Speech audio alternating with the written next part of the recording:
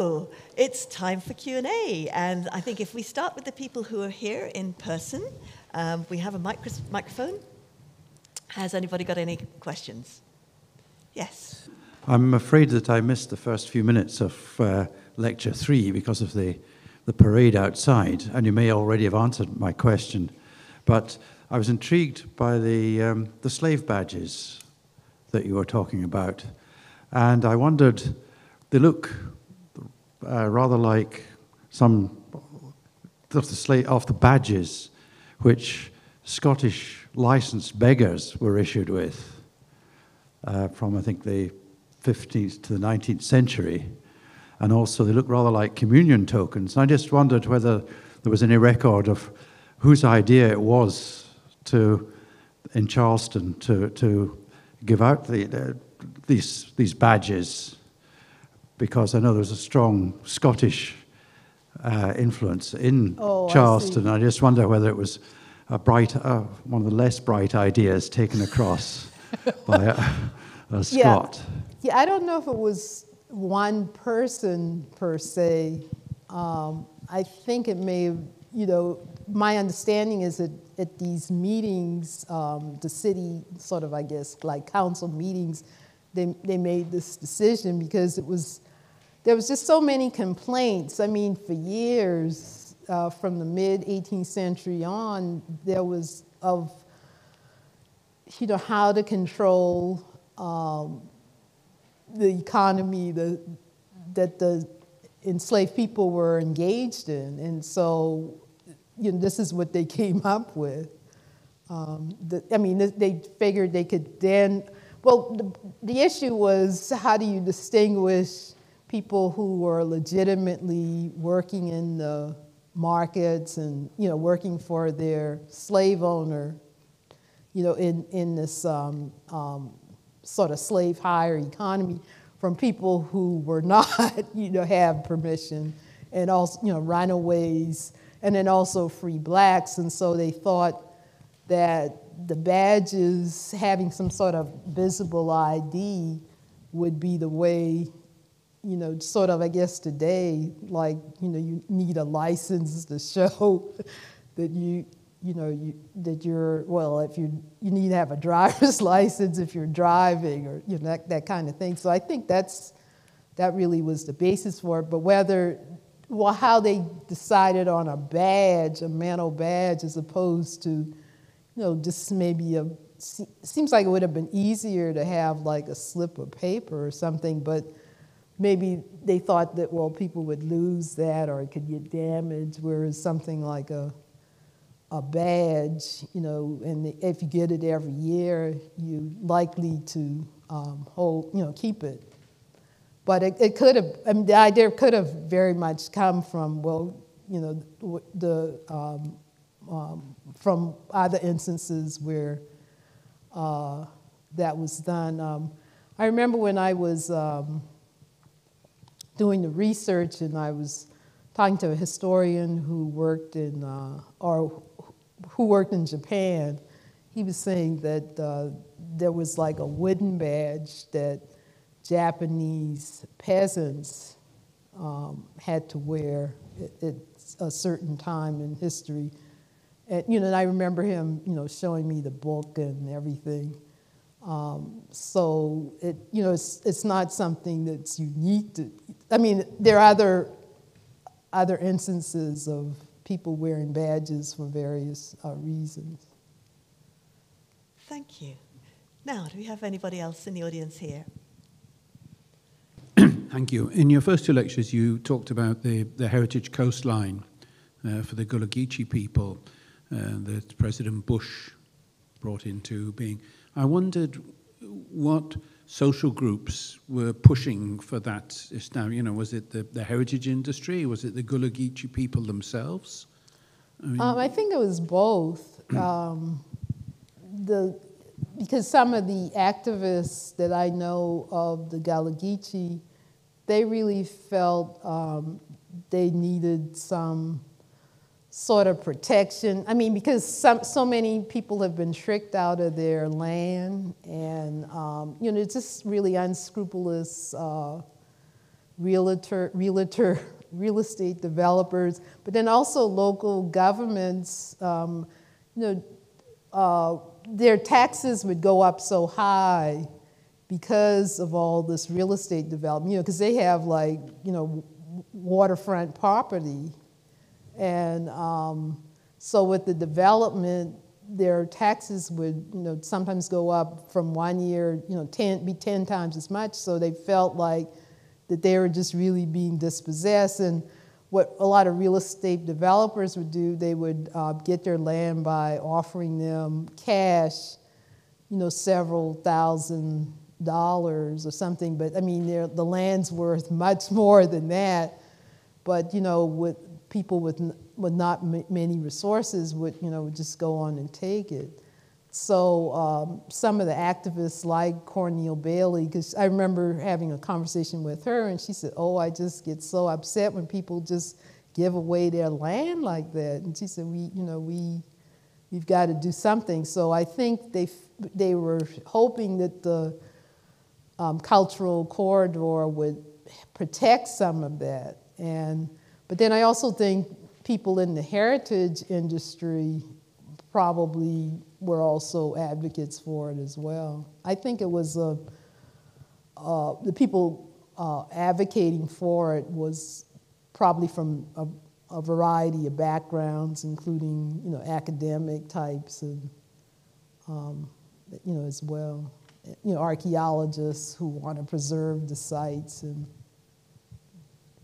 have there been any moves to try and get any of these sites or areas on the UNESCO World Heritage List?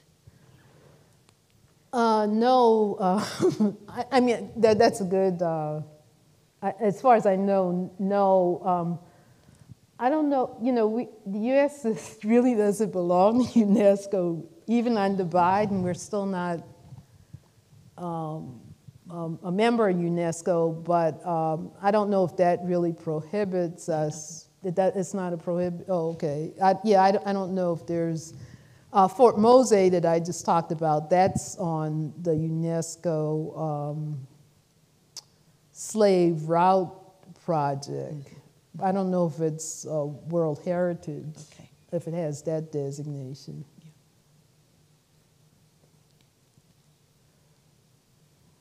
Yeah. Yes? Yes. Thinking of the marinage that you were just describing there, you drew the geographical or maybe topographical distinction between the borderlands and hinterlands. And the borderlands, if they were fringing the plantations, that surely gave the runaways a greatly endangered position of recapture. And I was wondering in your searches if you'd come across examples of punishment to recaptured slaves. I was minded when you were speaking of a very popular book of the 1970s by Alex Harley, I think it was, Roots. Oh, Alex Haley, yeah. Now, when the hero there, Kunta Kinte, her name like that, when he was recaptured, the chasers gave him a choice, either cut off a foot or cut off another part of the anatomy that he valued even more, so he chose the foot. And also, I think it was in Dances with Wolves, the film, that when Red Indians, or Native Americans we should call them, when they had a European captive who ran away, they would cut the hamstring, so he could only hop thereafter. If he did it twice, they cut the other hamstring, and he could only crawl. In your researches, have you come across any examples of the punishment of recaptured runaways? Yes, they usually got pretty harsh treatment. They would, like the stocks, you have to be confined to the stocks, or, getting, so many whippings. Also in Cuba, for almost any kind of punishment, they would have you carrying a weight. They did this in Jamaica as well, chains and weight, and you still had to work in the fields with this, 50-pound weight.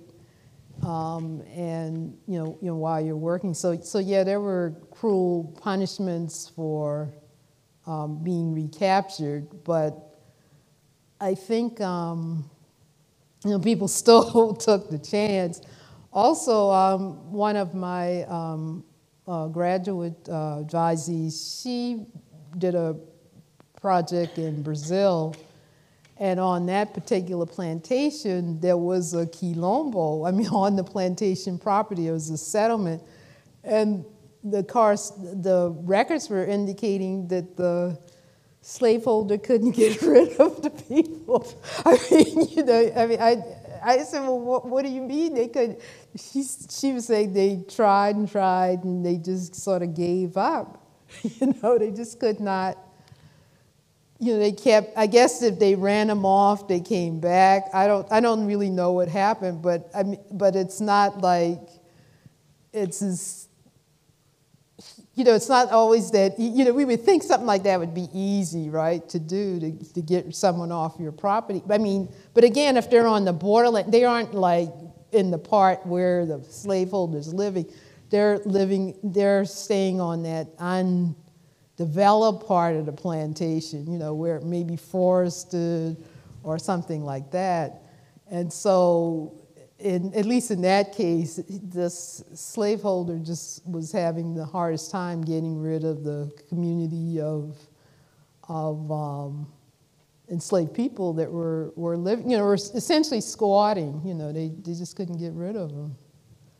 I mean, you wouldn't think that would be possible, but at least that's what the correspondence or the documents she was looking at indicated.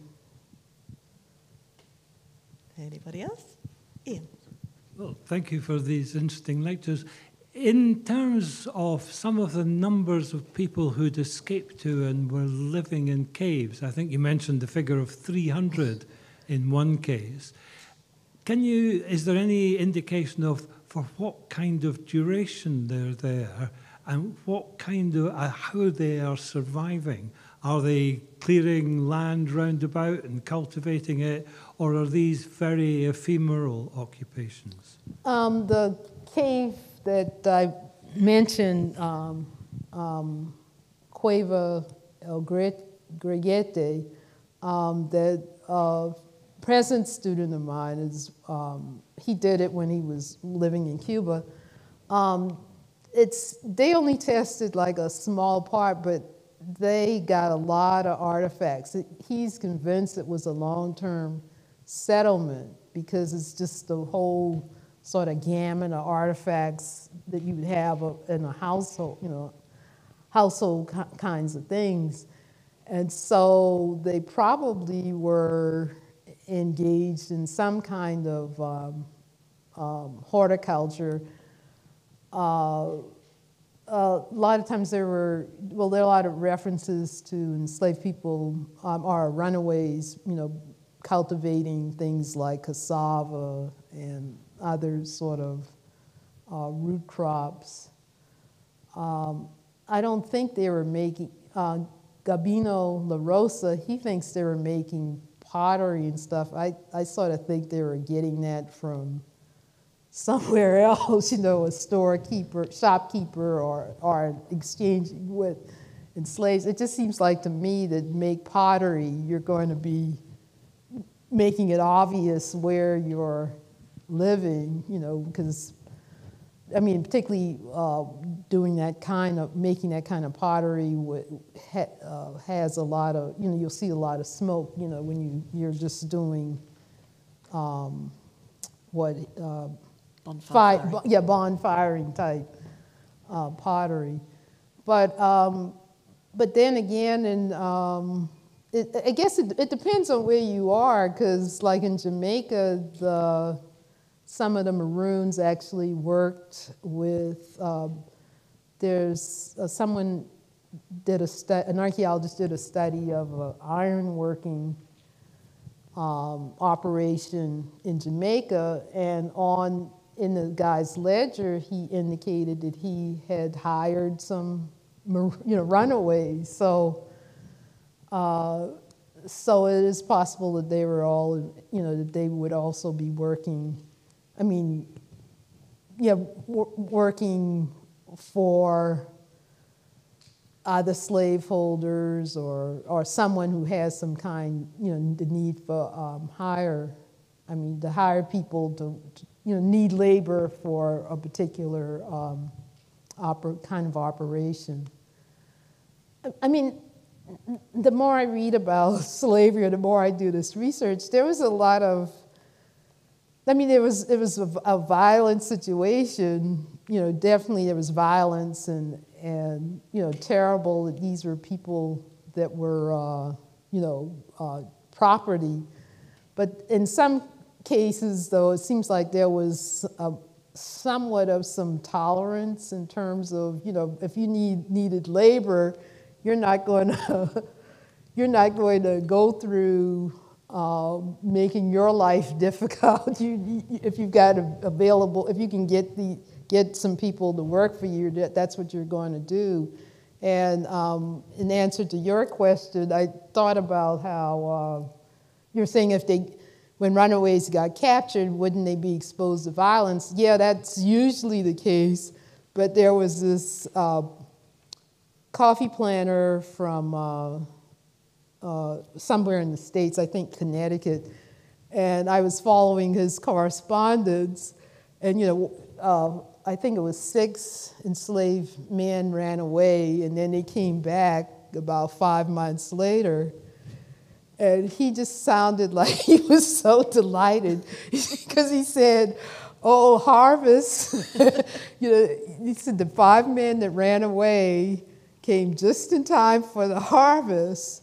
So, he may have punished them somewhat, but he was probably more delighted that they were back so he could get that coffee picked and, into the market. So I don't think, it's in some ways it was just very situational, what would happen to a person. And I suspect some shrewd runaways knew that. They knew what they could get away with and what they probably couldn't. And so they used that to their advantage. Lovely. I was wondering if you'd done any community engagement in Cuba, or whether you had any thoughts on the local community's reaction to your archaeological research in Western Cuba.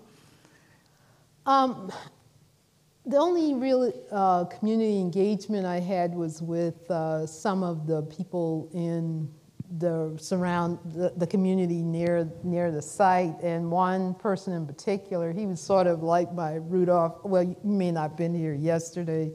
I talked about an African Gullah Geechee man, Rudolph Capers, who was just so helpful, and there was a Cuban like that. He was an African, but his grandfather moved to that area right before the Second War, or maybe around the First War, the Second War of Cuban. I guess there are 3 wars of Cuban independence, but anyway, I think right before the last war, and and he just was so excited about that site, and had found, some artifacts and told me about them. He found some pipes and different things, and he would come, not every day, but, frequently to see what we had found. And then also the family, we camped out near a family, and, they got interested in what we were doing, but I never did anything really formal in terms of community engagement. It was sort of difficult because, it's sort of a long story, but my project team didn't get along with the local museum people, who would have been the people, which would have been the vehicle to have sort of like a community, town hall kind of thing. They didn't, initially things looked like they were going to work out where we were working with them, and then that ended by the second time I came, when I came back for the next field season, that relationship was over. You know, and they didn't want to have anything to do with them. And so, and as it turned out, a lot of the people in the community didn't want to have anything to do with the museum. So it, you know, it just was difficult to try to, because they actually ended up giving us artifacts they'd found in the field, and I said, oh, well, we should go to the Madruga Museum, and they said, oh, well, we'll keep it, you know, and so they said, if you know, they'll give it to us if we took it to Havana, and that's what we did. But it just was hard to do that in that situation. Lovely. So let's go to see what the questions are online. Well, I can remember one of the questions online already. It's from right at the very beginning when you showed a picture of a doll's head.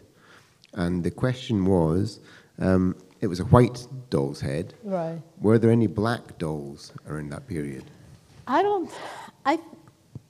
That's a good question, and unfortunately that's beyond my expertise in terms of dolls, but I'm not sure. I don't think there were many black dolls at that time. I mean, we're talking about the, you know, mid 19,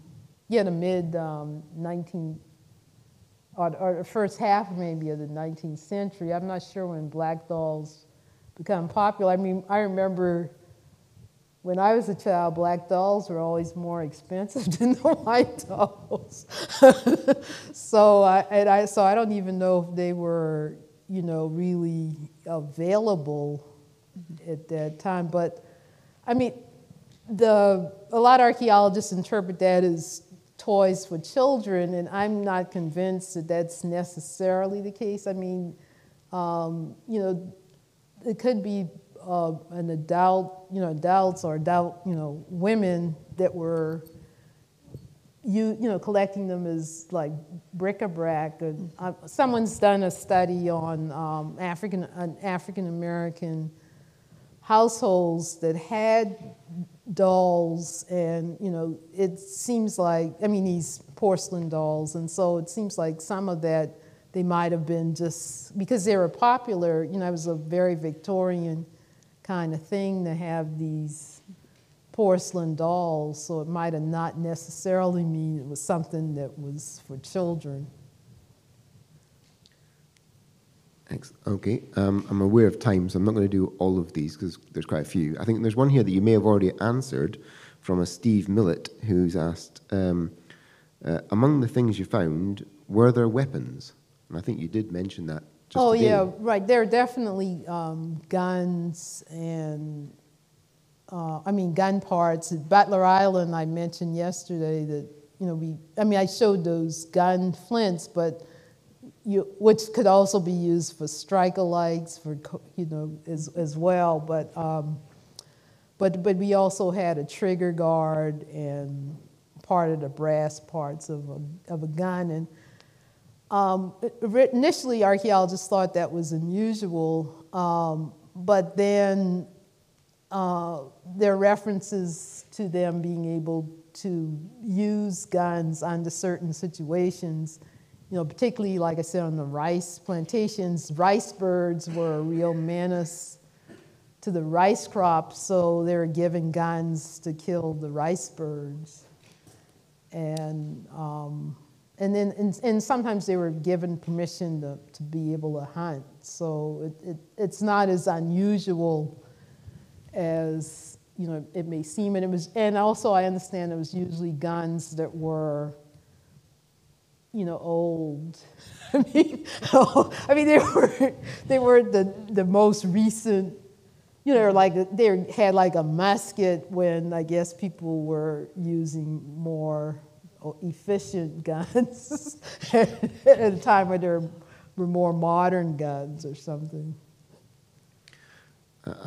We've had a fairly regular correspondent online, Nahid Aslam, has asked several questions, and most of them are around about the religion or spirituality of both the enslaved people and the runaways thereafter as well. So his question is, do we know anything about the religion or spiritual practice? Did they have an inner faith that maybe their God would take care of them after all?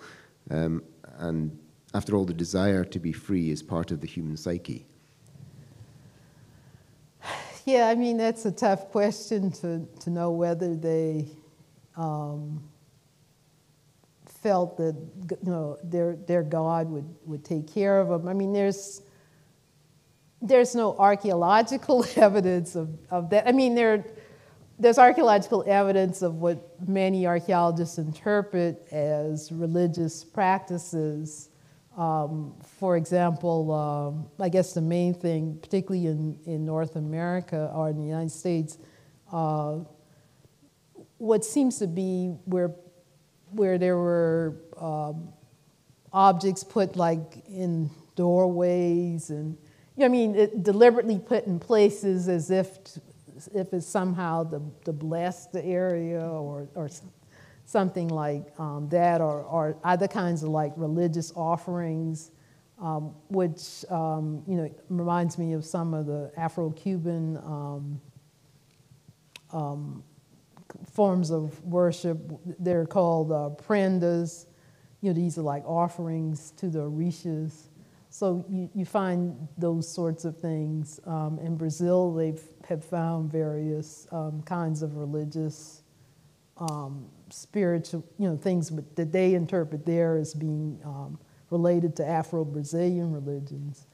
But in terms of whether they thought their gods would protect them, I mean, there's some written evidence that, you know, again, the writers are not Africans or enslaved people, but they suggest that some of the enslaved people thought that they believed that they might be protected from certain things. But I don't know, it's hard. It's hard to really, you know whether that's the case. I mean, I think of Igbo Landing where, I mean, I don't know if it's so much religion, but Igbo Landing is this place on one of the Berry Islands in Georgia where apparently a group of Africans who were supposedly of Igbo ethnicity, you know, I think they committed mass suicide or something like that, supposedly thinking they would then return to Africa, that their souls would return to Africa. So that's how it's been interpreted. But I mean, how do I mean, I don't know, you know, it's hard to know whether something like that really happened, whether that's, you know, a myth or. It's quite a nice one to end on. It just, unfortunately, the questioner is anonymous. It's just a series of numbers. But the question is, has Professor Singleton traced our own heritage? Have I did anything with my own heritage? Yeah. Not a whole lot. I did some almost 20 years ago now. My grandmother always talked about, about the fact that her family was free blacks, and I think actually on both sides. You know, both of her grandparents, and she always talked about the stonecutter, John Whiteman. Every time we passed the Customs House building in Charleston, she said, "Well, you know, my grandfather helped build that building." And so I decided one day to look that up, and sure enough, she was correct. He was born in 1837. And he was a free black, you know, like when he became an adult, he was listed as a free black in Charleston, and always stonecutter. That was always by his name. And you know, he died in 1895. And so that's about all I've done. But I was able to confirm what she told us about him, but I haven't done. After I did that, my mother was still alive then. She said, oh, why didn't you do work on the Mitchells? She said they were really, they were property owners and stuff, so she says they should be in the, there should be a lot of references to them, but I haven't had a chance. And Greg last night mentioned about the Mitchells when he was talking about something he got for his kilt. So I hadn't thought about the Mitchells. Mitchell Tartan. but that's the paternal side of my grandmother, and the John Whiteman was the maternal grandfather, her maternal grandfather. So. But you haven't had your DNA done? No, I haven't. No. And you don't know from what part of West Africa your ancestors came? No, I don't know. I'm not. I don't know why I'm not that. I don't know. That doesn't interest me that much. But anyway.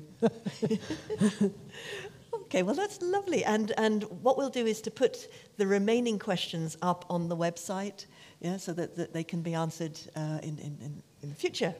But now I'd like to call upon the director, Dr. Simon Gilmour, to deliver the vote of thanks.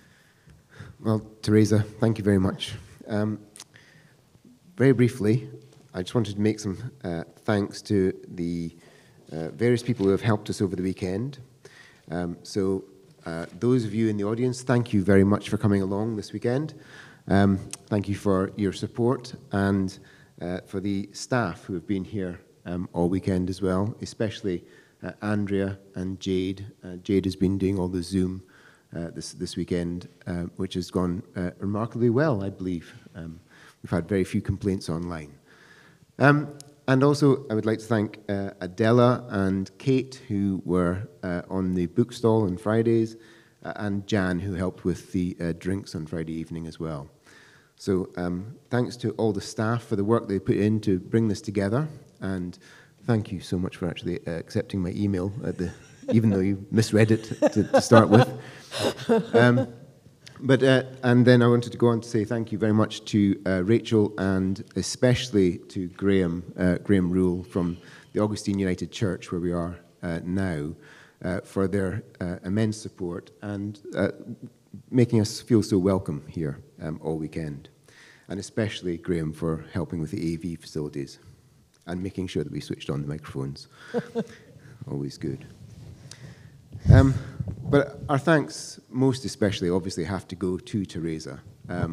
She's produced a remarkable series of lectures this weekend, something that I think we will be able to take away with us, think upon in quite some detail, because a lot of the things that you brought out over the weekend, from the Gullah Geechee to Cuba to the free slaves, tracing your own development over that period of time, from being a student to even undertaking research at the moment, which you're not entirely sure where it's going to go yet. So it's been fantastic to sort of trace your own career through the weekend, as well as enlighten us about what was basically the inhumanity that went on in this period and in these areas.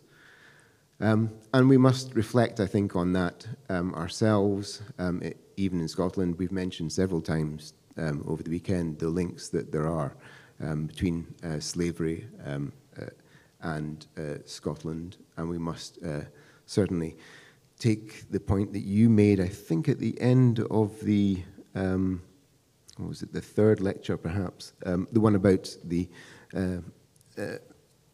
legislative issues that have occurred that was across the fourth lecture. The fourth lecture, yeah. Where at the end you basically said that the US has a lot of work to do to reconcile its own slave history. Well, that goes mountains for Scotland as well. So we're going to take away your thoughts on that. But it has been an eye-opening series of lectures for us. Not always easy to hear, but really important that we did so. So I'd just like to ask you all very much to thank Professor Singleton for her incredible series of Rhind Lectures, and to let you know that we have recorded them all and they'll be put online for everyone to watch afterwards as well. So thank you, Theresa. Well, thank you. Thanks. And I'd like to add my thanks to you as well. It's been an absolute delight and an honour and a privilege of having such a distinguished scholar to lecture to us. And we've thoroughly enjoyed the weekend. I hope you have too. Yeah, no, I really enjoyed it. So with that, we will declare this year's Rhinds over. And a huge success. And if you're online, tell everybody to tune in, because they've been recorded, they'll be online, and they'll go big. So thank you again. Okay, thank you.